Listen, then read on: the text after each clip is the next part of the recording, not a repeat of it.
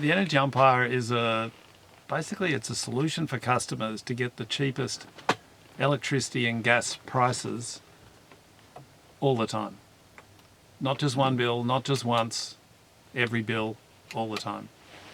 Because we compare every provider, every plan, and make sure that the customer is on the best plan all the time. Alan, do you have similar to referees and umpires, do you have a sin bin? Are you able to put people like Origin and, I shouldn't mention names, but the people that are doing the wrong thing, the energy suppliers, give them 10 minutes out of the game or something? We often find things that the suppliers are doing wrong, and also that the government are doing wrong. So, for example, we recently, every year AGL, with a government program, the seniors program, distribute a letter promoting the AGL seniors offer to customers throughout the state. And because we're independent, we're able to talk about things like this. The other comparison sites are not, so they rely on a contract with AGL, so they can't say anything and don't say anything. But we're not. So we identified that customers in different parts of the state, and we looked at 5 different areas, could save between $350 and $450 by not choosing the AGL plan, but choosing the cheapest plan. But actually, it's even worse than that.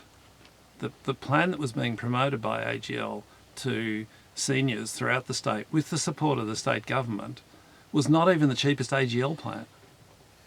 So there's a cheaper AGL plan, about $150 cheaper in the Geelong area, than the plan that was being promoted with government support to customers. So I think it kind of in a way sums up exactly what's wrong with the way in which energy supply works in this state. Everyone is on the payroll. Yeah.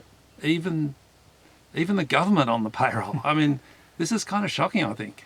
It is. Yeah. It is. So, and what feedback are you getting from people? Surely they're going to be, it wouldn't be pushed back from the community about that if you're able to send them down the path of saving money. No, I think, once people find out about us, I mean, we're a startup, so we don't have a big presence in the market, but once people find out about us and they find out what we offer, the engagement is quite good. Right, yeah. And you're saying that you're independent, so you can give people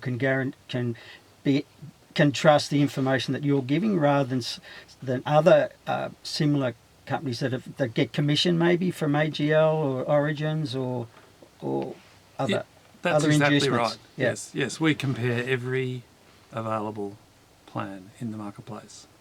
And tell me here, what's your judgment on because I hear people who are saying this is all about greed. It's about the profit is too high. Why should 40% of my energy bill go to pay somebody's profit? I mean, not just to pay for that they do the work, but there's a surplus in the bill which is just greed. Yeah, well, is that true or not? I think it's sort of this mix of, yes, it's greed. It's also kind of the way things work, but it's the way capitalism works, if you like. That's how it works. But I think what's disappointing really is that while this is going on, there's really nothing effective being done to make it easier for people to do this for themselves.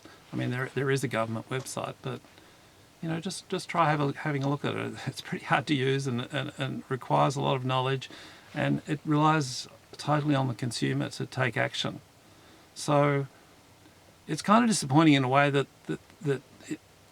some of the easy things that could be done to make it easier for customers to compare are just not being done. And I mean, it's not as if this is a new problem. This has been around for a long time. It has, but why does it have to be, as you're saying, it's a jungle. But electricity is actually quite simple. It's like water and many other things, like, the roads repair and why shouldn't it be a public job to provide electricity to us, and we get it all for the same price, and it's, no profits and no jungle. Well, look, the government in around 1992 began the process of privatising the industry. So And the key in question many is, was that a respects- good idea? If you look at it today, Well, look- was that a good idea? I think a lot of it has worked really well. The wholesale end of the market has worked really well. The distribution part of the market, when I say it's working well, I'm not saying without problems. I'm just saying it's worked pretty effectively in driving down costs and in improving efficiency in the wholesale area, so that's generation, and in the distribution and transmission area. It's driven down costs. It's made the industry more efficient.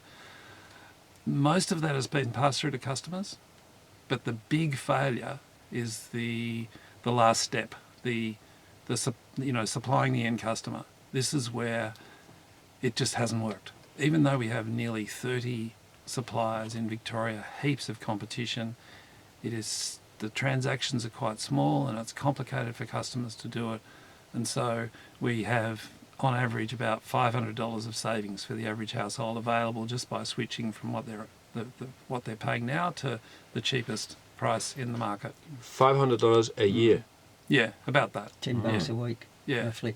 Yeah. And are you able to get like a customer comes to you and says, "I'd like it to be renew energy is more of a focus for me than the price." Yes, Do you go down that path? Yes, we have customers that ask for green plans, and then we seek out the cheapest green plan for them. Yep. Oh, that's Okay. good. Yeah. We like to hear that here in the Sustainable Hour. Yes. And so when No, you say I guess we're a startup business, although we've been running a few years now, and we have quite a decent number of customers, but we're still in that startup phase, and it's certainly something I'd like to be doing more of is offering those solutions. But we do offer finding the cheapest green plan for customers. Yeah. And the more customers that support you, the more you can do effectively Well, for others. that's exactly right. Yeah.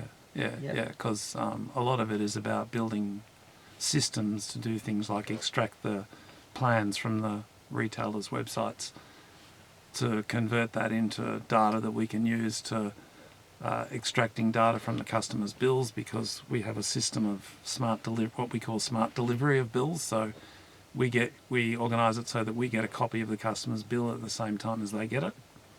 That means we can send them a report every bill on how they're going, what they've saved. And that has to put pressure on the energy suppliers as well, knowing that that's absolutely. happening. Yeah. Good on you. Yeah. Tell me, And I think it also links to renewable energy another way, in that solar and wind have been blamed for increasing power prices. I think this is really quite incorrect on all sorts of levels. The main culprit in increasing power prices is really this excessive margin that's blown out over the last 10 years, really. Yeah. the profit. And then there's a little bit more to it than that. I mean, the fact is that now wind and solar are the cheapest sources of supply. And, coal may have been the cheapest 20 years ago, but that's just no longer true. Yep. I mean, putting aside sustainability just for a second, I hate to do that on this program. It's But okay. just putting aside for just a sec, only just long enough to make the point that these are now the cheapest sources of supply. So they're not the cause of Yep. prices going up. So it's so- interesting. Why is that lie then circulated in the political circles? And Why do we also I hear think- that, even on TV, in speeches and so on? Yeah, well, that's right. I think this is just, it's sort of now a myth. It was true, but it's just not Yeah. anymore.